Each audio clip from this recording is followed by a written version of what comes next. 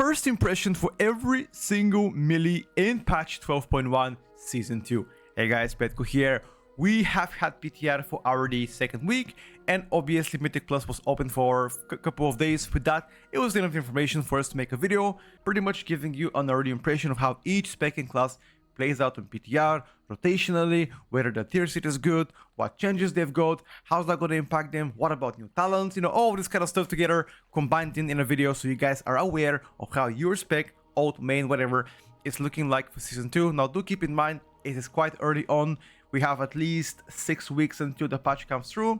In those 6 weeks, things might change, but if they don't, at least you know whether you want to bother continuing to main this spec in next season, or it's time to start a new journey. Anyway, enjoy the video, and as always, let me know for any feedback. I've did my best to educate you as better as I could. And before we continue, I would like to give a special shout out to today's sponsor, ExitLag. ExitLag is a software designed to reduce ping and latency, mitigate the risk of disconnections during online gaming, and include a lot of tools to improve your FPS performance. Present in 190 countries with over 1,200 servers across 5 continents, ExitLag features exclusive and paid-in technologies like multipath, which enhances gamers' connection. Not only that, but ExitLag also connects players to more than 4,000 games with optimized servers around the world. Luckily for you, ExitLag is running 50% off from their annual subscription plus free Discord Nitro for a month. There are available plans for solo, duo, or a full squad depending on what you like. For more information, check out the description down below, and thank you for watching. Alright, getting back to WoW right now. Alright, starting with our most important spec this season, because if you guys haven't seen it, Unholy DK has been meta in Season 1 for pretty much ever since the start of the season. Okay, so how is your favorite spec doing so far on Season 2 PTR patch? Well, I am sorry to disappoint a lot of people, but Unholy is looking as good as ever. Honestly, their tier set is, in my opinion, one of the best so far. Even though it is extremely boring and passive, it's currently overtuned as hell, likely to get nerfed, because you are, well, you were the king of execute before this, but now you are truly, nobody comes close to you. Because your tier set makes you that every time the mob goes under 35% to take excessive amount of damage from your tier set, therefore the overall damage capability of that spec goes higher. Now there's been a lot of changes to the spec. They try to diminish the amount of damage you can dish out during cooldowns, specifically during army and dark transformation, offering a lot better sustain while doing your rotation. And honestly, I feel like they haven't really hit the note yet, because for the most part your burst looks just as good as ever, your sustain damage looks better than before, you are just as tanky, grips are immensely valuable in Season 2, and overall there is nothing negative about Unholy. I mean, this is the 5th season where Death Knight has been broken. Well, I don't want to say broken, but like really good. And it seems like, this season is no different than others. Once again, the tankiest pick in the game, one of the highest bursts, the best execute, and the most important, during damage cooldowns. During off cooldowns, by the way, you also do pretty decent damage. Overall, that is a big W for Unholy. There's been rotationally not many changes. Well, the only significant one is that your Soul Reaper doesn't consume Putrefies anymore, so you have to kind of press one extra button, during burst. But then keep in mind that you can at least freely use Soul Reapers at the end of the pack without worrying about banking Putrefies for next pack. That's pretty much it. Alright, let's move on to the counterpart of Unholy, that is a Frost DK. So, you remember everything I said about Unholy? I think Frost DK does everything better. Right, so stronger burst, even though the whole emphasis of this patch was to diminish the amount of damage that Frost DK actually does during cooldowns, specifically during breath windows and pillar windows. They nerfed those spells, well, I would say quite a bit, and they try to spread the damage across every other baseline ability that you do. For example, Glacial Spike, Frost Sight, etc. But unfortunately, they didn't really succeed in that. Frost DK looks to be just as bursty as before, if not even better, because their tier set is absolutely insane, likely to get nerfed just as Unholy. Very strong tier set, if not the strongest among every single DPS so far that I have tested myself personally on PTR. and I couldn't be more happy because once again, this time around, not only one spec looks to be great for Death Knights as DPS, but it seems like Frost Decay is a massive competitor to Unholy. I think the Frontload Burst is better, execute in my opinion is worse, and single target, I think so far Unholy has slightly better, but then again, I don't really care about numbers, I care about design, and Frost Decay plays mostly the same compared to what they were doing on live servers. Oh, I guess it depends which builds you're playing. If you're playing Frostbane builds, or if you're used to playing Frostbane builds, I'm sorry to disappoint you, but those builds are most likely not going to exist because Frostbane has been significantly nerfed. Nothing is certain whether they're gonna buff it or not, but so far it looks to me that the goal of Frost Decay was to introduce new playstyle, which they failed, but at least the set is so good that it don't really matter. Like, your sustained damage is just crazy. And I'm just gonna say this, if Frost Decay doesn't get nerfed by the end of this PTR cycle, I will delete this channel. That's it. Straight up. This tier set is getting nerfed to oblivion because it usually accounts for roughly 31%-ish of your overall damage. Sometimes less, sometimes more. It all depends on how you pull around it, but for the most part, it is pretty significant. Welcome back to Cat Life. Alright, so Pharaoh Druid so far in this season, or I guess this patch, has been doing fantastic. Now, I did test it myself multiple times with different builds, and for me, the build that works the best is the one that make you play without Convoke the Spirits. Now, why that is because your tier set pretty much benefits you from having a shorter cooldown on your measured cooldowns, right? The reason why that is because it extends the measured cooldowns. Unfortunately, I was a fan of Convoke the Spirits, so now these builds are not really to my likings, but then again, having 90-second measured cooldowns, which syncs perfectly well with the most broken trinket to be ever introduced on PTR called Voracious Heart of the Olatech, pretty much gives you 1330 main stat, and if you take a look at your main stat right now, it's usually 1/3 of your main stat overall. So that trinket in combination of 90 seconds of your measured cooldowns makes Pharaoh Druid to go absolutely ballistic.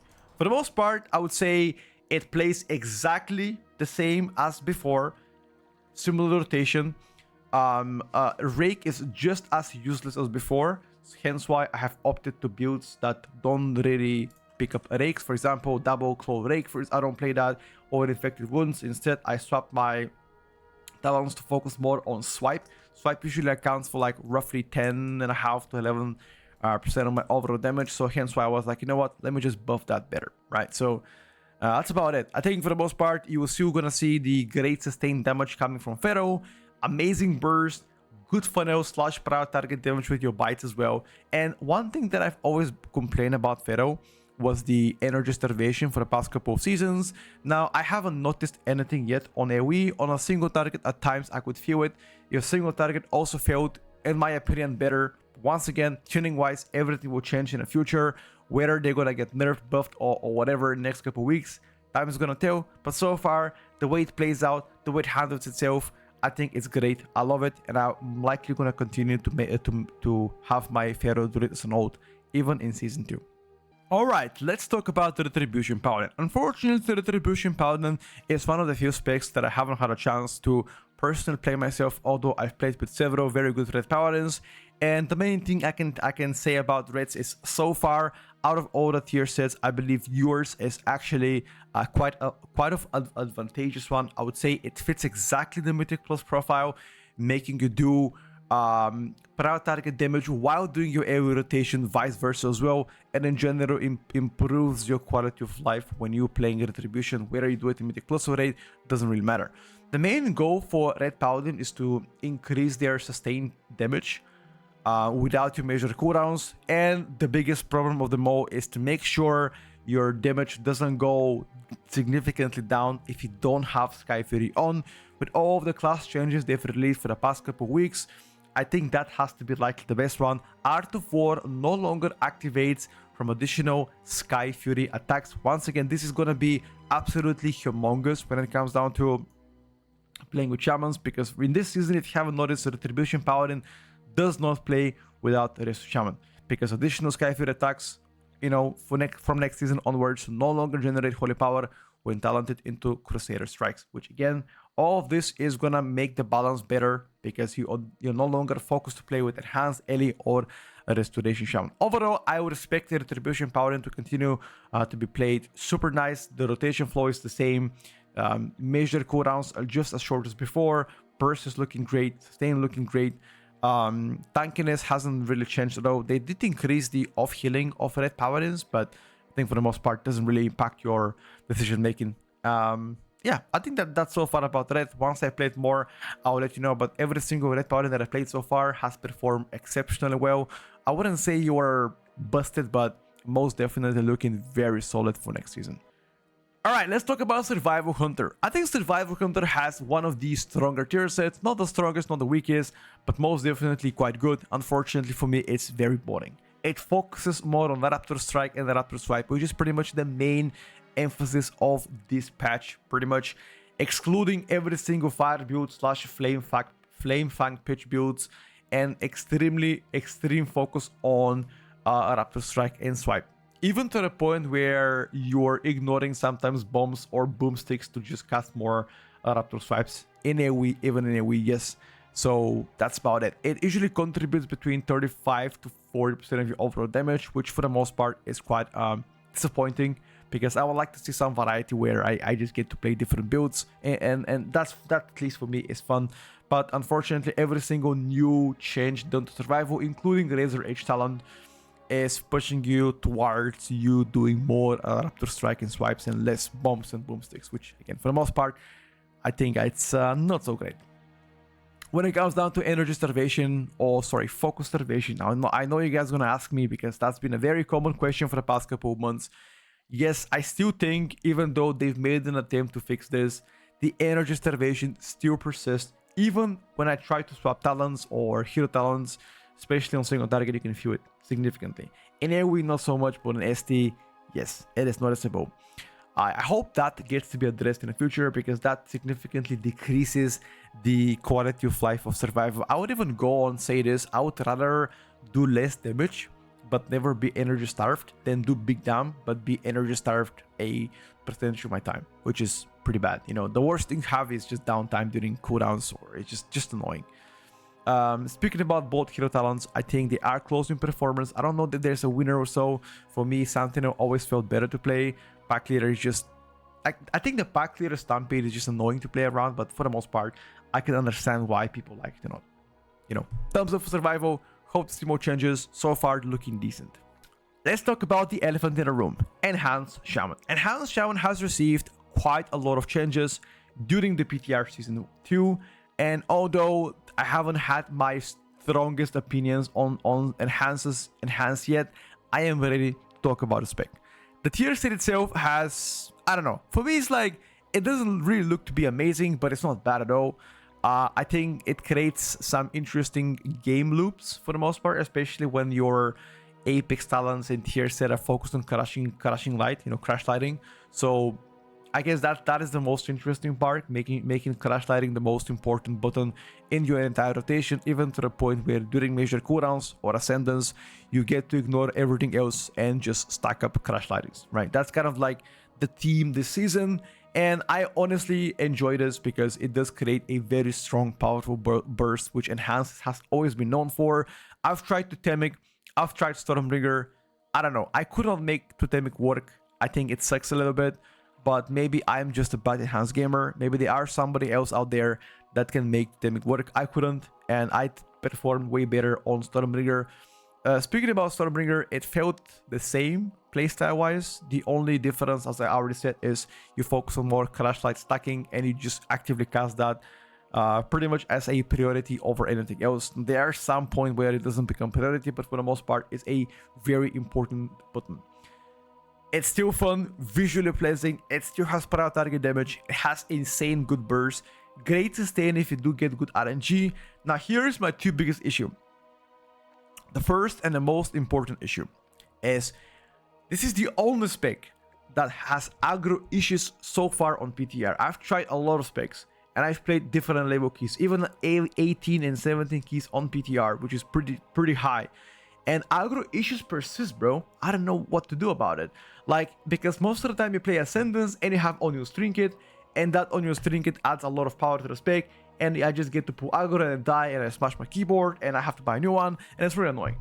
So I really hope that to get addressed somehow. Maybe like reduce the amount of like aggro or like threat percentage that your spells do. I don't know, but it's just really annoying. Squishiness. Enhanced super quite squishy. Now there is a massive difference between when I play my, for example, even Hunter compared to Enhance. For the most part, once I have my major defensive cooldown casted, which is Astral Shift, I became a, praying for my healer to be to heal me, or just pretty much off heal myself. Although they buffed off healing a little bit, so I guess not so bad. But it kind of sucks to cast my heals during my ADPS rotation.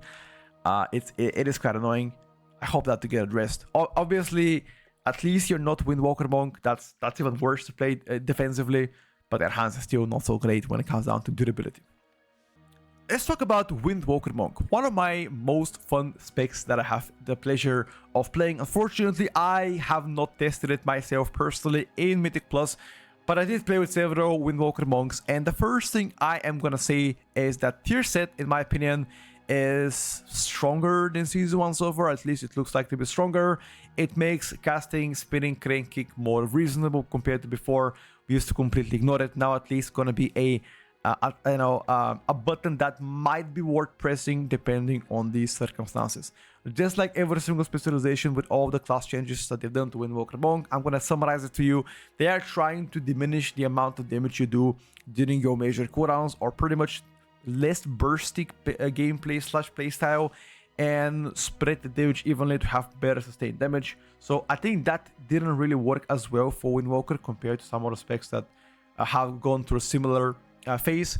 I still think that your output in general is not to a point where I'm happy about. I think it definitely needs some buffs on behalf of this. Rotation wise, once again, play similar, with the only exception of you having to prioritize sometimes casting Spinning Crane Kick depending on the talents you're playing, obviously, which I think is good. I love that ability, but it just was so undertuned last season that it just makes no sense of pressing. That's about Windwalker. Plays roughly the same. I think buffs to this pick are due to come. Guarantee you that. I don't think it's gonna stay this way. It just needs some tuning. One major point I am gonna mention on Windwalker, and I hope at least the community about Monk backs me up about this, is that you are I don't think I'll ever imagine myself saying this, but you are the squishiest pick in the game. I think you might even be squishier than mages. At least with mage, they made an attempt to buff them. Windwalker Monk is absolutely glass cannon. You play no verse, okay, because verse sucks for you for the most part.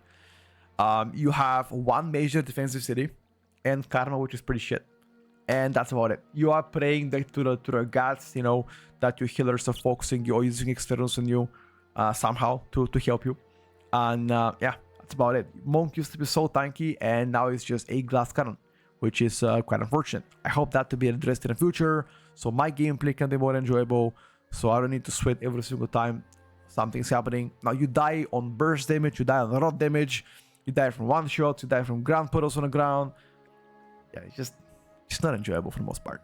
That's it. That's so far my first impressions from Windwalker Monk. Alright, so moving forward to Havoc DH. Now, unfortunately for you, Havoc DH is one of the few melees that I have not personally played because I don't have it to level 90, but from everything that I've seen so far, research and read about Havoc DH, is that everybody agrees their tier set pretty much sucks. One of the worst implemented tier sets for Havoc for the past couple years, and the community is not happy about it. Specifically talking about here the essence break part of the tier set. Now, the changes on Havoc DH are also pretty scarce compared to the most of the classes. They barely got anything new, and that obviously is a disappointment when it comes down to the spec. Although, if I will be frank with you here, I've seen a lot of Havoc DH players actually performing quite well on beta, especially in the high level keys. But once again, today we don't talk about performance, we don't talk about whether you're strong or weak.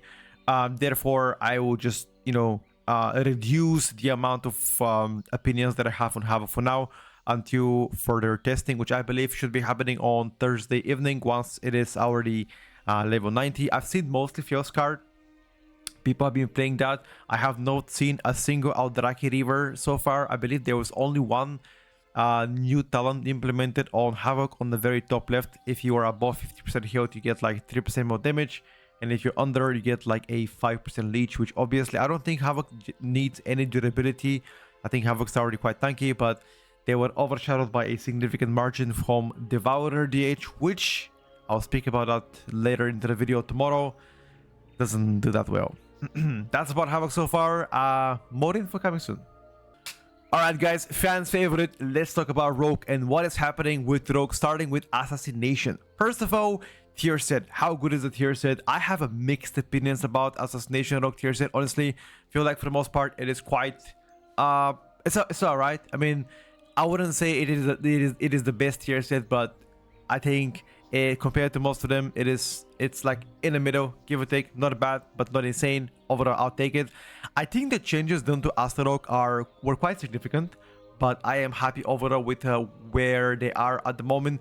They have made the spec to play more fluid, in a sense of like more coherent, a lot more easy to understand, definitely more fun rotationally, by fixing a lot of gameplay loopholes. For example, the most significant one being the pulling resources into the next pack, especially envenom management slash combo points and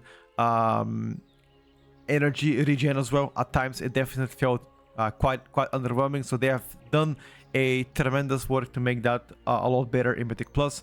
Unstable Toxin new talent is one of my my favorite talent so far. I think the whole goal of Assassination Rogue next season to slow down the rotation a bit, diminish the amount of damage you do during Kingsbane and Deathmark window, and to increase your sustained damage, which I think it's not a bad thing. Specifically talking here from Asa POV, you were doing well without having a major cooldown, so I don't think that's gonna change much for you. It's only gonna make you stronger.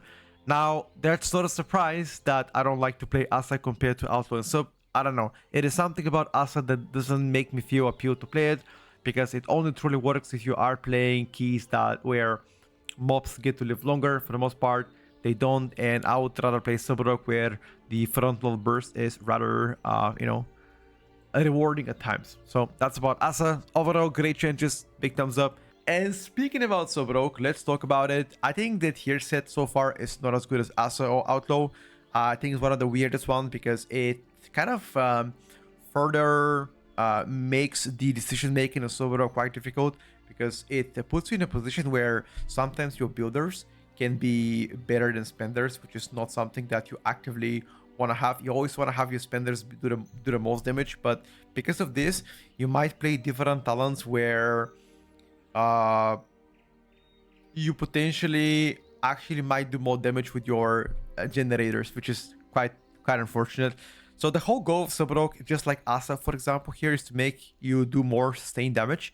Previously, if you guys have played Sub Rogue before, you had a huge spike of damage windows, and then you had pretty much flatline or nothing until you inject major cooldowns, which is something that they are trying to get away from and just give you a more sustained damage throughout. Which again, one of the ways to do this is by nerfing the resource gen and slowing the Apex Talons trigger, you know, the Shadowcraft nerf. So that's a few ways to make your spec play slower, I guess.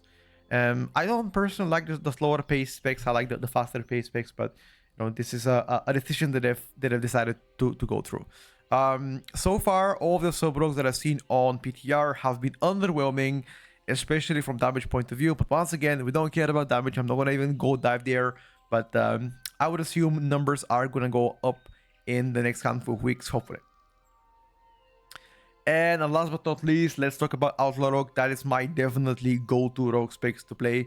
I think the tier set-wise is probably the most fun out of every other Rogue spec, and one of the most easy one to understand slash play with. So overall, I'm quite happy with this one. The energy issues in AoE are non-existential. They still might appear if you're fighting like under 2-3 targets. But for the most part, they've become better. Outlaw Rogue is going to continue to have this flat sustained damage throughput that everybody knows that until today it's happening. Yes, you have AR windows, and during those windows you do more damage, but you don't have like a button like Fire Mage Combust where you press it, you know, you do like insane damage. Most of the time it's kind of a flat damage, which I think it's not a bad thing overall. Between the eyes, crit scaling got reduced, so that is something that will be likely the most impactful change coming to Season 2. But the playstyle is quite the same, honestly. I don't think there's any relevant change that I can think of. I mean, your tier set sometimes might include more buttons to press, but overall it's kind of the same. Yeah, that's so far all for Outlaw. I'm happy with the tier set. It plays the same, has their strengths further amplified. That's all. Thumbs up. Alright, and last but not least, Warriors. Let's talk about first Arms Warrior. Now, Arms Warrior tier set, specifically for Mythic Plus, is one of the best tier sets that Arms Warrior has ever received. And I'm very happy for, because, you know, in mass targets, it's gonna smack big time, especially as Colossus. I don't think Slayer benefits as much as Colossus in general coming in Season 2. So you might see a lot more Colossus Arms Warrior, which were already the more probable spec in Season 1 compared to Slayer. So you're gonna see even more. I think Mortal Strike sometimes can be an issue when it comes down to arms and arms general rotation here, because your cleave focus is just something that will take over in Season 2 even further, which pretty much your whole damage profile is now, you know, bleed, cleave, and then you focusing on Colossus POV, right? You will not cast as many Mortal Strikes as before, so that's going to be something that you probably get shift to, unless they are obviously further changes. I think the single target, the pure one target output has been steadily increasing. You're still gonna have that strong final damage of Colossus Arms Warrior, like we know this season. Sustain AoE, burst AoE is looking to be better than ever. And overall, I think it's a big W coming for Arms, specifically in Mythic Plus. Also in Raid, they didn't do that bad, although I did not test Arms in Raid, so, you know, there might be fights where Arms can be utilized more. Speaking here about Fury Warrior, I'm extremely disappointed about Fury Warrior. First of all, the tier set, very weak. Likely one of the weakest compared to most of the specs right there. Design-wise, I also don't like it. It kind of feels weird to play unless you're playing Slayer. Mountain Tane Fury Warrior with this current tier set is so weird to play. Sometimes you might be clipping a Thunder Blast, but you want to be casting Raging Blow because of your tier set. I think Slayer fits the team more, but then again, comparing Slayer Fury Warrior against Arms Colossus is like a night and day. I think they're gonna work on Fury Warrior for quite some weeks until they come up with something better, because in the current version for Fury Warrior, it's absolute shambles. I don't like it at all. I think the rotation flow is weird. As I already said, the Slayer Fury might have better flow compared to Mountain Tane, but for the most part, I think both need some adjustments. I'm not gonna talk about the current issues going with Fury Warrior. Everybody knows them. Target cap still exists. Don't worry about it. And on areas where it should be exceeding, which is target cap, you know, let's say 5-ish targets or up to 5 or 8 targets, just Fury doesn't do that well right now. So I think Fury is to be worked in the future, hopefully in the next handful of weeks. Alright guys, that's everything so far when it comes down to patch 12.1 Season 2. I did my best to give you my first preview of the specs so far. Some of them that I played, some of them I watched people play them. I gathered all the information. I checked out every sources. I checked out the talents, been on PTR for quite a bit. I think the range video is coming out likely in several hours from this video. And I believe next Saturday, Sunday, we should be releasing the winners and losers so far from the patch, which is pretty much how well your spec got to work in Season 2. Anything new coming out, does your rotation flow well, what about your tier set, etc. And that should be it. I don't think we're yet ready for the tier list. That's going to come out later into the PTR. We need at least a handful of more weeks to test out the rest of the dungeons, because so far we've only had one dungeon, and in the next, I believe, 8 days from now, we should have every single dungeon to be already tested. That's it. If you like the video, make sure to like and subscribe, and I'll see you guys next time very soon. Bye for now.